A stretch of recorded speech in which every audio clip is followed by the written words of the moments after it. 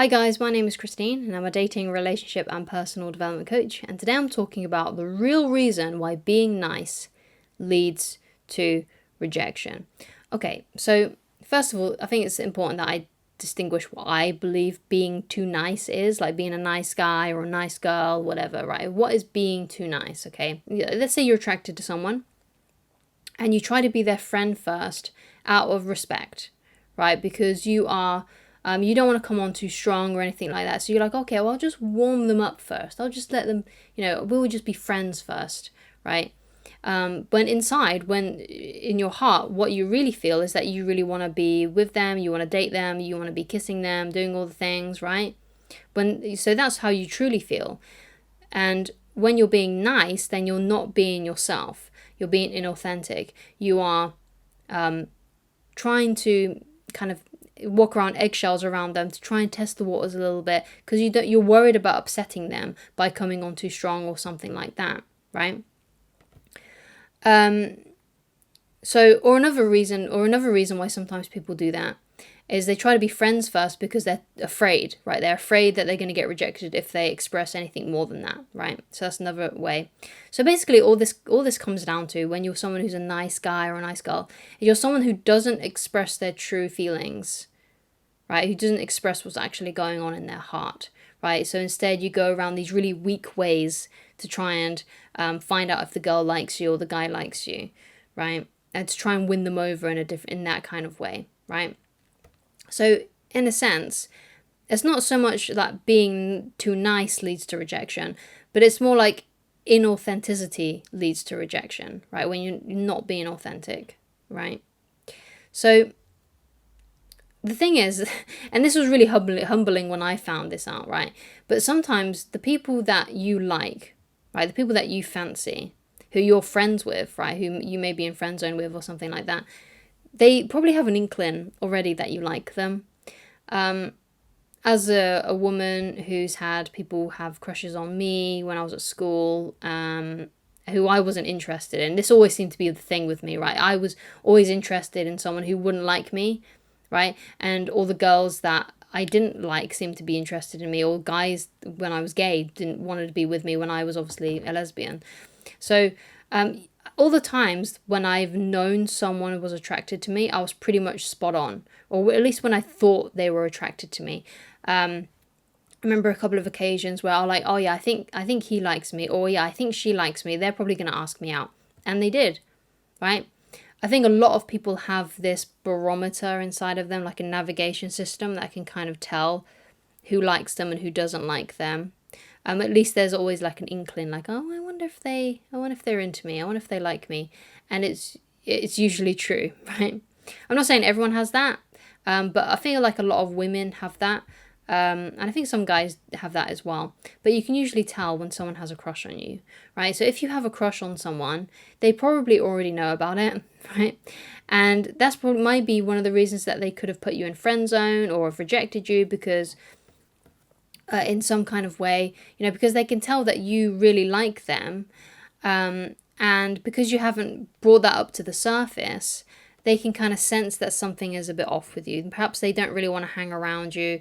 Perhaps, they're really pushing friendship with you, and things like that. So you got to really keep that in mind, right? You need to realize that, the people that you like probably already know that you like them, okay? Or probably already feel like, okay, this person probably has a crush on me, okay? Which kind of can be a bit scary to find out, especially if you've been crushing on someone for like years. Because I remember I felt kind of like, oh no, everyone I've ever had a crush on probably knew I had a crush on them. And I felt really, like, oh no, So the important thing is then, if you really like someone, if you are into them, if you want to be in a relationship with them, if you want to start dating them, then you have to be honest. You have to say to them that you like them in that way, right? And that you would like to take them out. So I'm not saying that you should tell them that you're in love with them, because that's usually the wrong thing to do. Like, really, seriously, that is the wrong thing to do. I made that mistake way too many times, basically. Like, I should have learned from the first time, but I did it way more times than that, thinking that it would actually work one day, right? And it never did, right? So you don't want to like love vomit all over them and, you know, write them a romantic letter or send them a long ass message on Facebook or WhatsApp saying how much you're in love with them and stuff. You don't want to do that, right? So if you have a crush on someone and if you really like them and you want to date them, the best thing to do is, if you've known this person for a while, is to go up to them and say something like, you know, this is a bit random, but I actually think you're really cute. So I was wondering, you know, when are you available to go on a date? I'd like to take you out. When are you free? Right? So you say something like that, right? And the reason why you say at the beginning, hey, this is a bit random, is because it may seem a bit random to them, because perhaps they don't know that you have a crush on them. And perhaps if you've known them for a while, then it may feel like, oh, this is a bit out of the blue for them. So that's why you kind of say, hey, you know what, this may seem a bit random, or hey, you know what, this is a little bit out of the blue, but, right? That's how you begin it, because that will then let them know that you know that this is a bit random, that, you know, this is coming out a little bit out of the woodwork here, and it may surprise them, may blindside them a little bit, right? So that's why you say, hey, it's a bit random. So they know that you're aware of, you know, this interaction is a bit random. It may even be a bit odd, right? So that's where you say to someone who you've had a crush on for a long time. And you may even want to say something like that to someone who perhaps you just you develop a quick attraction for. So let's say someone that you see out and about, like someone who like you see in a supermarket or something one day and you think they look absolutely gorgeous and you just have to approach them, right? And you say something, hey, look, hey, sorry, I know this is really random, because what that does, it gives you social proof. Like, they know that by you saying, hey, you know what, this is really random, that you know, social cues. You're not just going up to them saying, give me your phone number or something like that, or can I have your phone number, please? Because they're like, what? But if you approach someone and be like, hey, this is really random, you look more down to earth. You look like you have more social proof in that kind of circumstance, right? Because basically you're letting them know that, hey, you know what, this is not something I do all the time, but I just had to come up and say this to you, right? Something like that. So